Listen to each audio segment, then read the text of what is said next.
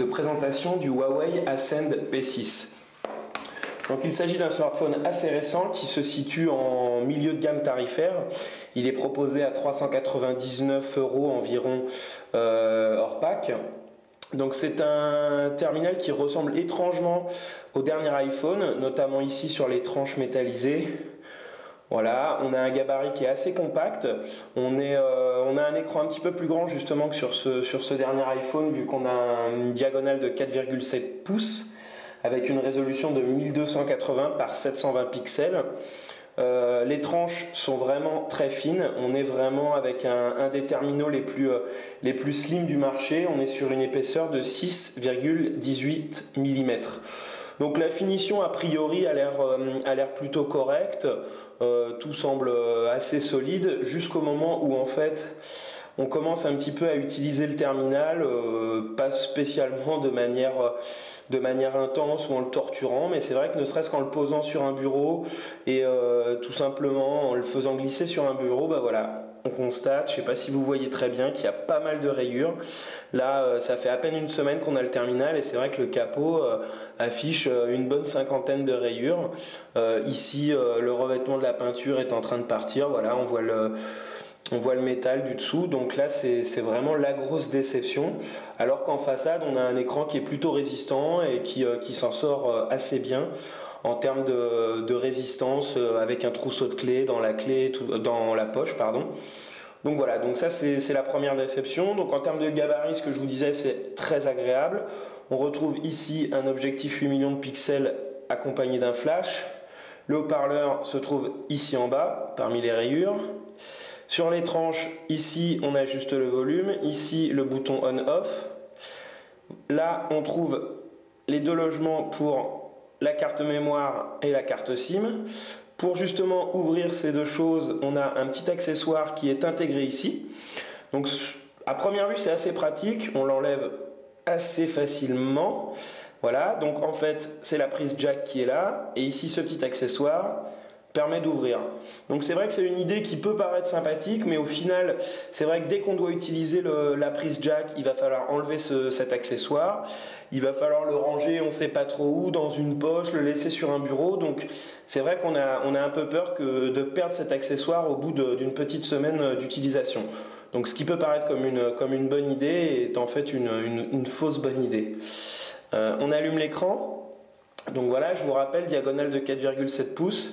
On est sur un menu de déverrouillage intelligent avec accès directement à l'appareil photo, où ici je déverrouille. Donc ici une interface assez classique.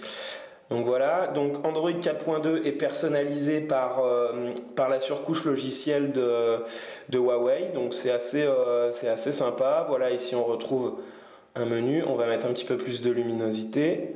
Voilà. Donc voilà, tout est réuni ici.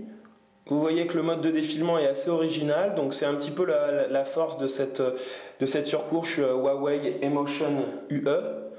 Donc voilà, je vais rester appuyé, voilà, et donc là on va pouvoir personnaliser les widgets, les fonds d'écran, les vignettes, et ce dont je vous parlais qui sont les modes de transition.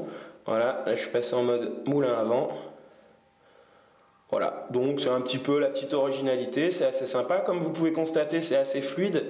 En termes de processeur, on a un modèle 4 cœurs cadencé à 1,5 GHz, donc c'est un modèle développé par Huawei. C'est vrai qu'il ressort des benchmarks avec un score assez faible, mais à l'usage, on constate que tout est plutôt fluide. Voilà, ça navigue bien.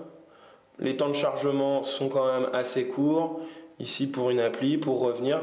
Donc voilà, on a même testé sur des jeux vidéo et c'est vrai qu'on a été assez surpris de la fluidité. Très peu de temps de latence.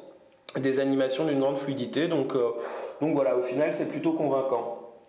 En termes de mémoire, pour le stockage, on a une mémoire interne de 8 Go. Malheureusement, vous n'aurez accès qu'à entre 4 et 5 Go de disponible. Comme je vous l'ai dit tout à l'heure, il y a un port micro SD ici. La bonne nouvelle, c'est que vous pouvez intégrer des cartes jusqu'à 64 Go. Donc petit tour par les applications. Donc l'application musique, elle est assez sympa, c'est plutôt visuel. Ici, on a l'option Dolby qui s'active ou qui se désactive. Au final, l'efficacité est assez moyenne. Donc petit test de son.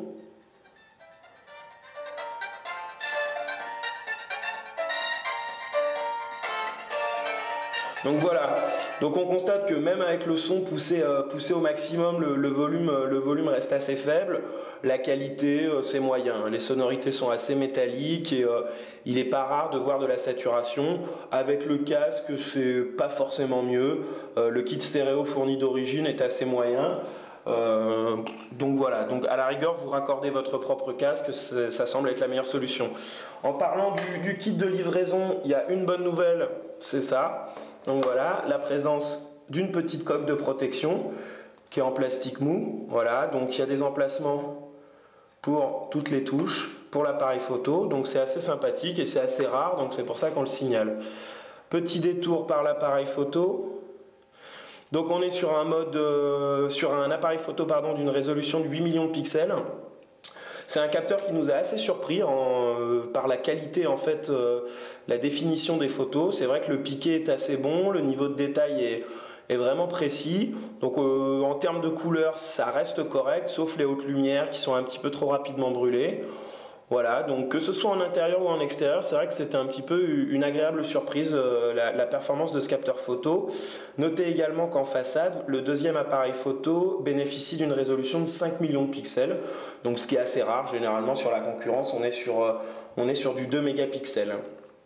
En termes de connectique, donc on est sur un produit à 400 €, donc forcément on ne peut pas espérer avoir de 4G. En revanche, on n'aurait pas été contre une connectique NFC, elle n'est pas là. Il faudra se contenter du DLNA si vous voulez faire communiquer en fait le P6 avec vos autres appareils électroniques. Donc voilà, donc au final c'est un produit qui est assez séduisant, qui a un très bon rapport qualité-prix, 399 €. Les satisfactions, c'est l'appareil photo, c'est le processeur qui, malgré ses résultats un peu moyens avec nos tests de benchmark, est plutôt agréable à l'utilisation. En termes d'autonomie, on est sur une batterie 2000 mAh. Là par contre les résultats c'est vrai qu'ils sont un petit peu moyens. On a eu du mal à tenir une journée complète en mode test intensif, en réduisant un petit peu notre utilisation du surf internet, de la vidéo, du jeu vidéo. On a réussi à tenir, on va dire, une journée et demie, mais c'est vraiment le grand maximum et il faut vraiment pas être exigeant en termes d'utilisation. Donc voilà, donc au final c'est quand même un produit qui reste bien fini et à un prix très correct.